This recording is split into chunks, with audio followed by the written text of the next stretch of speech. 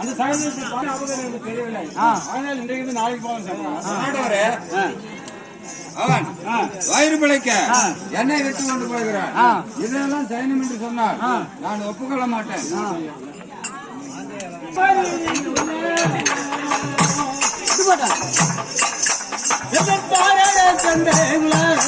அப்பா கூட்டமா